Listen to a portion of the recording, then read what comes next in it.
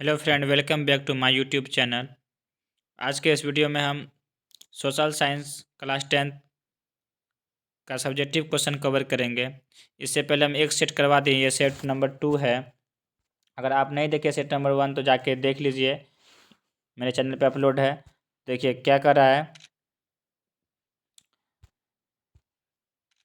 Question number 1 कह रहा है, देखिए यहाँ पे हो ची मिन्ह मार्ग क्या है। तो आप लोग पढ़े होंगे हो ची मिन्ह मार्ग क्या है। हो ची मिन्ह मार्ग एक प्रकार का भूल भुलैया है जो लाओस और कंबोडिया से होते हुए दक्षिण वियतनाम तक जाता है। देखिए कितना ईजी है दोस्तों, आप इसे याद कर सकते हैं, बस एक बार समझ लीजिए।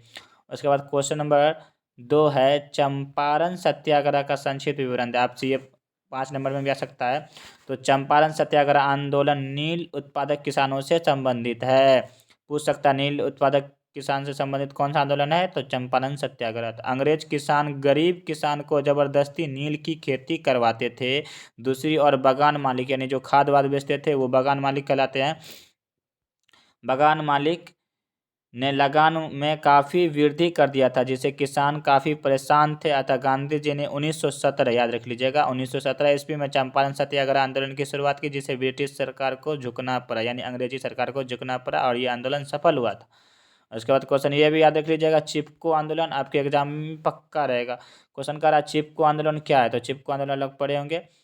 चिपको आंदोलन पेड़ बचाओ से था। तो यहाँ है चिपको आंदोलन वन सुरक्षा के उद्देश्य से सुंदरलाल बहुगुणा, पूछ सकता है किसके आदेश पे, तो सुंदरलाल बहुगुणा और चड्डी प्रसाद यादव दोनों के आदेश पे हुआ था, के द्वारा चलाया गया आंदोलन था। इस आंदोलन में इस आंदोलन में इस आंदोलन में लोग पेड़ से चिपक जाते थे, यानी वहाँ के जो महिला और बच्चे थे, और पेड़ काटने वालों को मार के भगा देते थे। और ये क्या हुआ था, उत्तराखंड के टिहरी बांध पे हुआ था ये आंदोलन, चिपको आंदोलन। उसके बाद क्वेश्चन नंबर है 11, सवर्ण्य अवज्ञा आंदोलन का क्या परिणाम हुए थे। आप लोग पढ़े होंगे। तो सवर्ण्य अवज्ञा आंदोलन गांधी जी के द्वारा चलाया गया था। तो गांधी जी के नेतृत्व में 1930 ईस्वी में, याद रखिएगा ऑब्जेक्टिव में कब हुआ था, 1930 ईस्वी में चलाया गया था, जिसके निम्न परिणाम थे। इस आंदोलन के परिणाम पूरा भारत को सभी वर्गों का राजनीतिकरण हुआ, ये एक पॉइंट है। अच्छा, दूसरा नंबर पॉइंट में है इस आंदोलन में पहली बार महिलाओं ने बढ़ चढ़कर हिस्सा लिया था, ये भी याद रखिएगा। इसके बाद क्वेश्चन नंबर तीसरा नंबर पॉइंट में है इस आंदोलन में श्रमिक और कृषक आंदोलनों को भी प्रभावित किया। क्वेश्चन नंबर इसका 4 पॉइंट देखिए। इस आंदोलन के चलते ब्रिटिश सरकार ने कांग्रेस से बात की थी। ये सविनय अवज्ञा आंदोलन के परिणाम हुए। उसके बाद क्वेश्चन नंबर 12, औद्योगिकरण से आप क्या समझते हैं।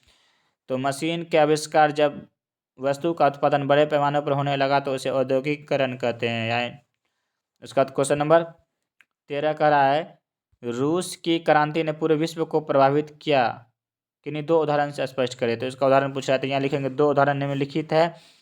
एक उदाहरण है इस क्रांति के पश्चात श्रमिक अथवा सर्वाहारी वर्ग की सत्ता रूस में स्थापित हुई, ये एक कारण है। उसका कारण 2 देखिए, रूसी क्रांति के बाद विश्व विचारधारा के स्तर 2 खेमों में विभाजित हो गया, साम्यवादी विश्व एवं पूंजीवादी विश्व में। इसके बाद यूरोप भी 2 भागों में विभाजित हो गया, पूर्वी यूरोप और पश्चिमी यूरोप। उसके बाद क्वेश्चन नंबर 14 है पांडुलिपि क्या है। कागज एवं छापाखाना का ज्ञान होने के पूर्व भारत में लोग भोजपत्र, ताड़ एवं हस्त निर्मित कागज पर हाथ से लिखते थे। यह रचना पांडुलिपि कहलाई। पांडुलिपि द्वारा हम अपने ज्ञान को सुरक्षित रख पाए और पीढ़ी दर पीढ़ी बढ़ते हैं। तो आपको वीडियो कैसा लगा कमेंट में ज़रूर बताएं। वीडियो देखने के लिए धन्यवाद। अगर आप ये PDF लेना चाहते हैं तो हमारे चैनल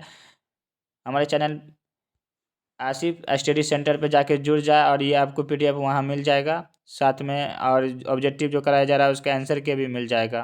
तो वीडियो देखने के लिए धन्यवाद।